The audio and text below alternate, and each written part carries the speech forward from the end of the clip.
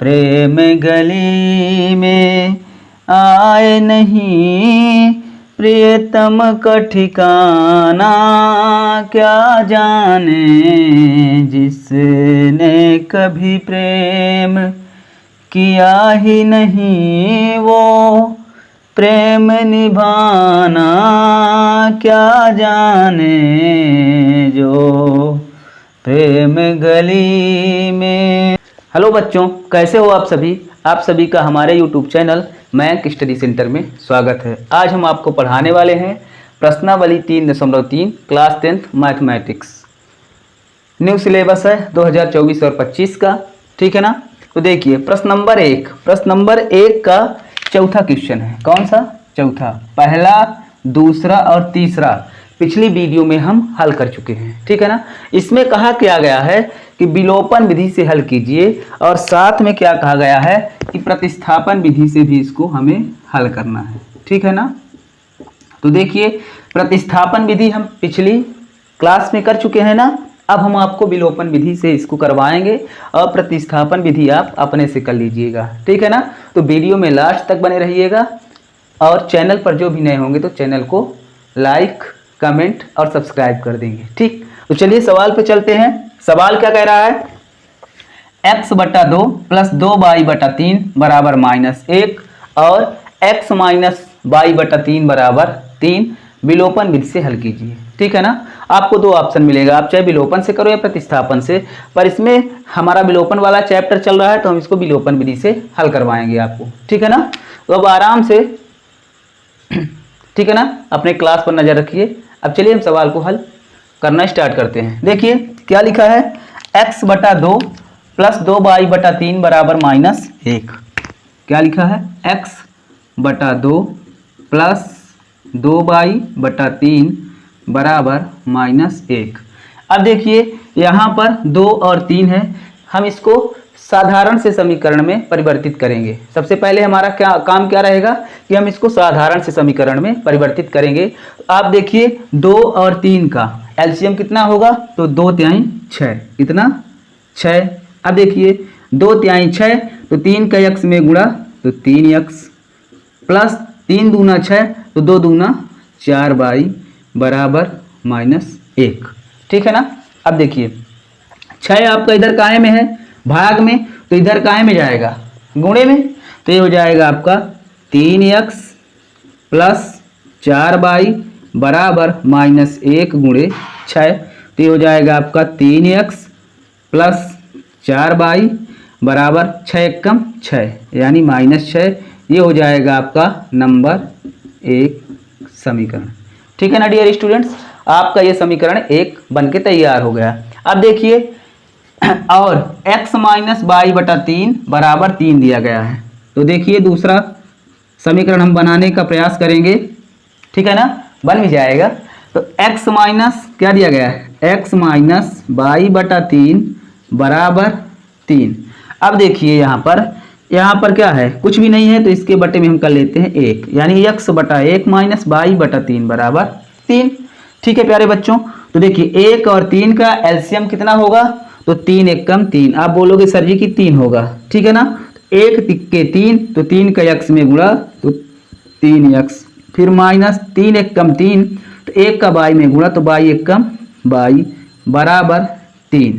अब देखिए वही कंडीशन, ये काहे में है, भाग में, तो इधर काहे में आएगा, गुणे में। तो प्यारे बच्चों ये हो जाएगा 3x - y बराबर 3 गुणे 3।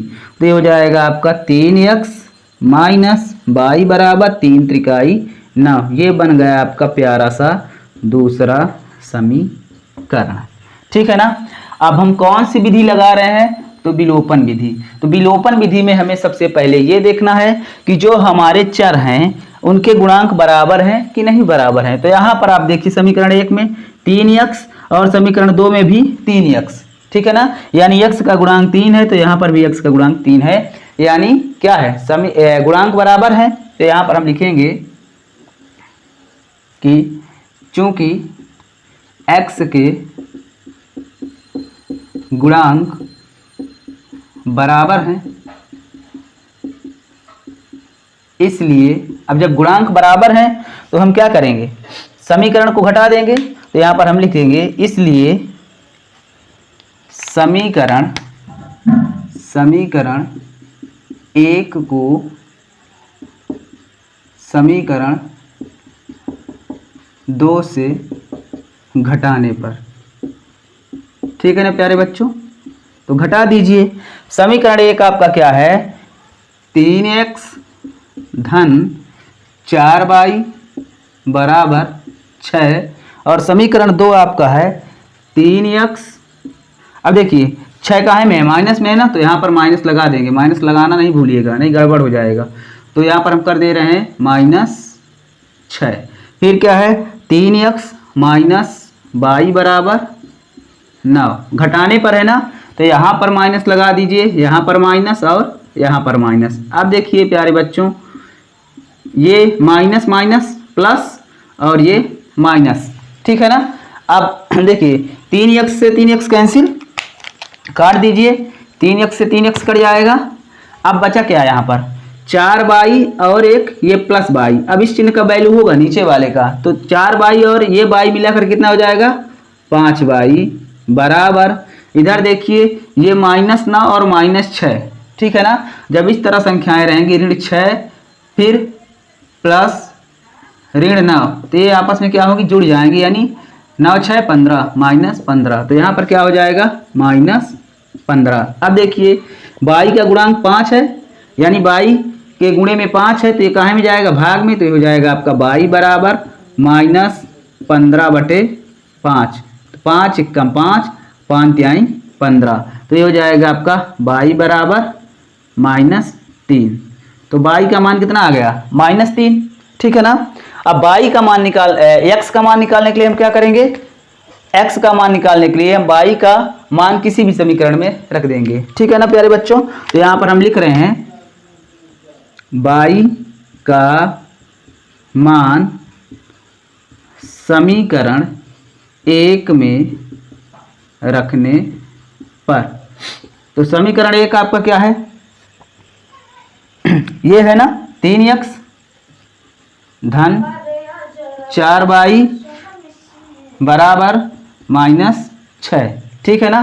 तो अब देखिए y की जगह पर हमें क्या रखना है, -3 रखना है, तो यहाँ पर हम रख दे रहे हैं देखिए 3x -4 3x + 4 गुणे -3 बराबर -6, तो ये हो जाएगा आपका